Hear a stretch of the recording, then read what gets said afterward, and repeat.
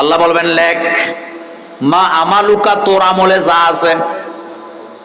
সেদিন লিখতে চাইবে না, কারণ ধরা পড়ে যাবে। লেখলে মনে মনে ভাববে টুপির বিরুদ্ধে, পাঞ্জাবির বিরুদ্ধে, বিশ্বনবীর বিরুদ্ধে কত কথা বলেছিলাম, নামাজ তো পড়ি নাই, ইসলামের পক্ষেও তো কোনো কাজ করি নাই। এমন নেতা, এমন সাংবাদিক বাংলাদেশে আছে না? না, লিখতে চাইবে না, মনে করবে লেখলেই তো ধরা পড়ে যাব।